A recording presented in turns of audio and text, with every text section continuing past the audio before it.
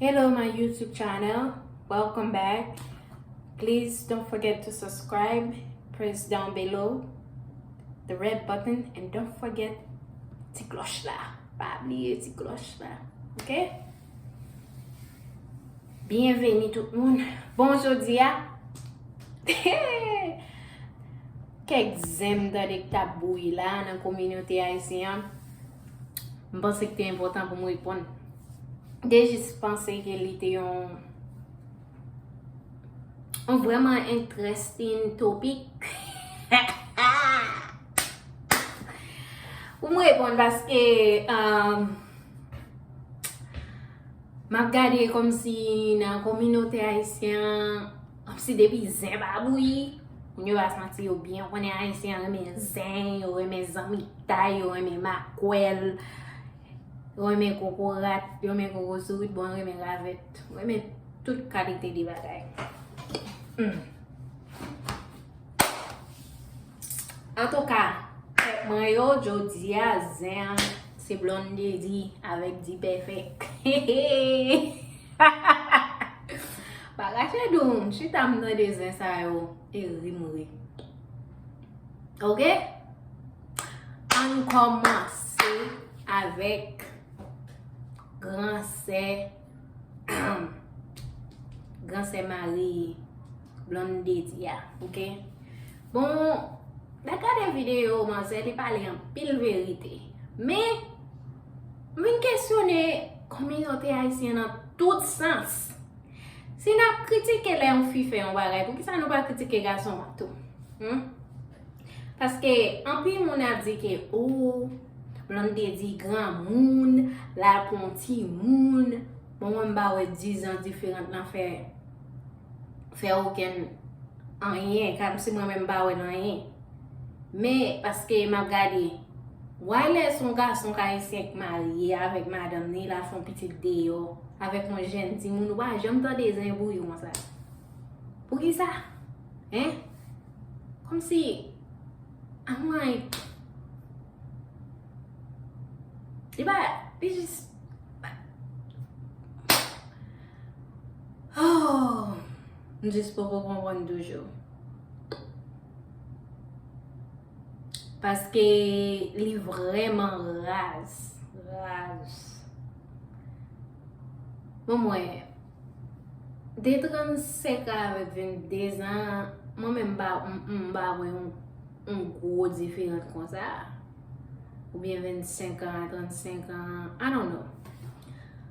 Mais comme si dans la communauté haïtienne, en pile bagay moun fait quand pour venir regarder situation ça comme si li OK pour un garçon haïtien pour une fille qu'elle a 10 ans, 12 ans, mais elle va OK pour une fille pour un garçon qui 10 ans, 12 ans comme si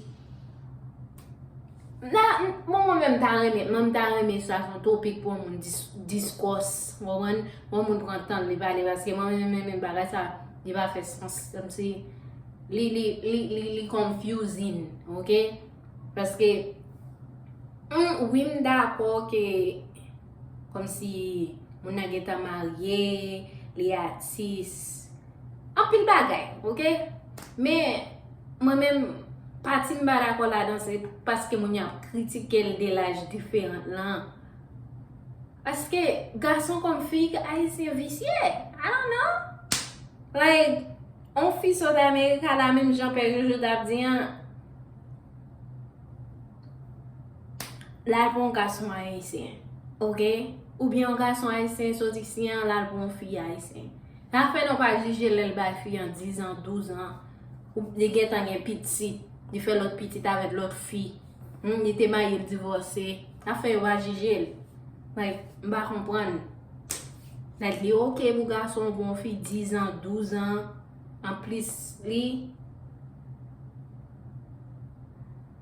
Mais il n'est pas OK pour fille à faire. Comme si, logique ça, quand on se dit même. Like, moi, je n'ai pas aucune fairness là, même. Comme si son double standard. La vie est, si garçon a fait le fille, a fait le tout.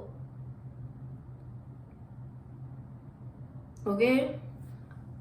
Afo an leve m kite cheve mwa di moun ki fin lave cheve ou pe di fil la paske m telman pe di nan YouTube video ap gade zin sa yo. Pase mwen men experience mwen se kom si moun ap di yo gen moun kap di yo di dwe reta maril, gen moun kap di ge li dwe ale nan terapi. Si ta gen pou al nan terapi, gason haisyen pou tal nan terapi. Fi kom gason haisyen ba bon, mwen ba we yon nan yo bon. So, mwen ba ni pou yon, ni pou lot. Man, ni pou fi, ni pou gason.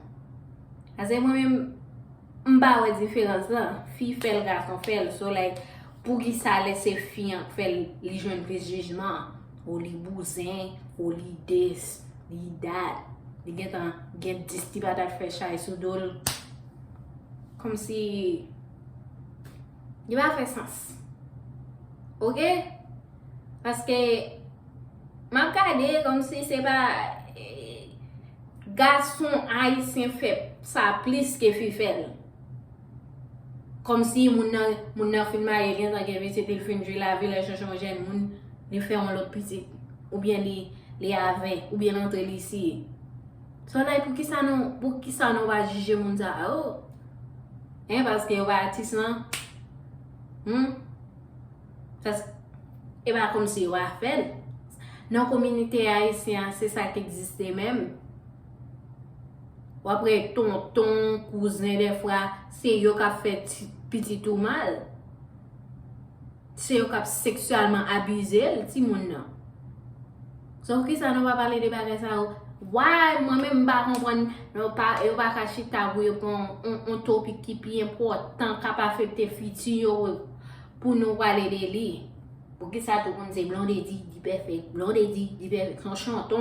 Son chanton sou YouTube la.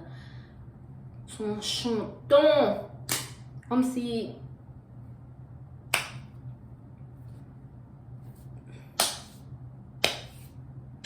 e sa